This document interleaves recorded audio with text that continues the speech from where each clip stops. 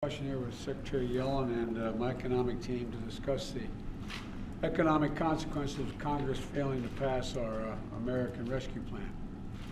There is an overwhelming consensus among economists, left, right, and center, that this is a unique moment in this crisis. And the cost of inaction is high, the cost of inaction is high, and it's growing every day.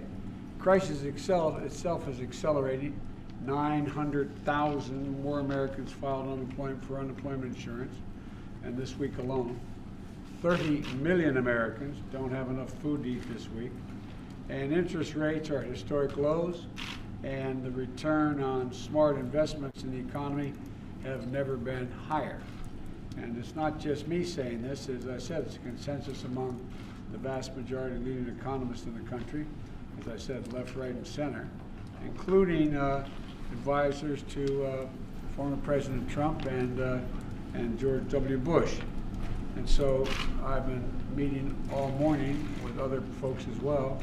The notion here is we have to act now. There's no time for any delay. And so we could end up with 4 million fewer jobs this year, according to Moody's, a Wall Street firm, and it could take a year longer to return to full employment if we don't act and don't act now.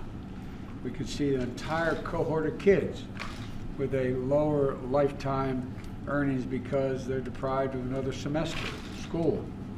Millions of parents, and maybe some of you, millions of parents are, particularly moms, are forced to stay home, reducing the family wages, and if they're a single wage earner, it's really difficult, and future job prospects that they have no choice but to stay home and take care of their children. Millions of people are out of work, unemployed. Future millions are held back for no good reason other than our failure to act. So the choice couldn't be clearer.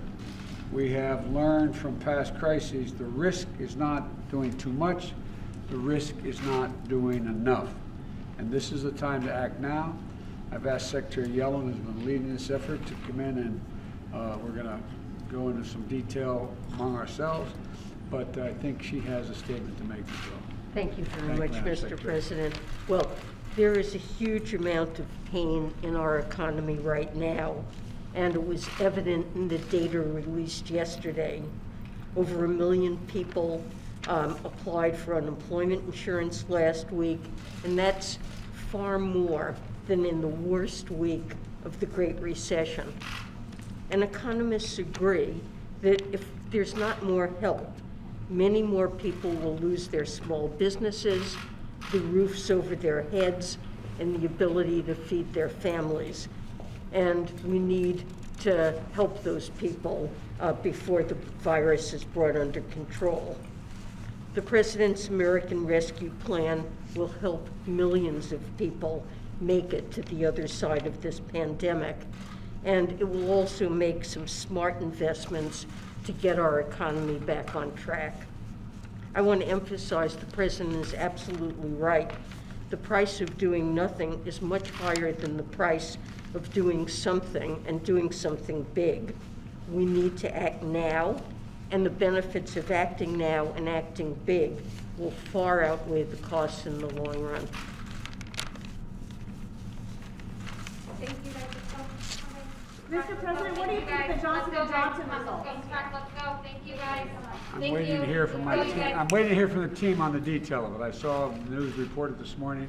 I haven't had a chance to speak with Dr. Fauci. One point I want to make that the Secretary made, and let's get this straight. It's not only that people will be badly, badly hurt if we don't pass this package, in terms of increased rate of death, in terms of poverty, a whole range of things. But we will also be hurt long-term economically. Economically. We need to make these investments so the economy can grow the remainder of this year and next year. The investments now will help the economy grow. It will not, in fact, put a drag on the economy of spending this money. It'll do the exact opposite. So thank you all very much.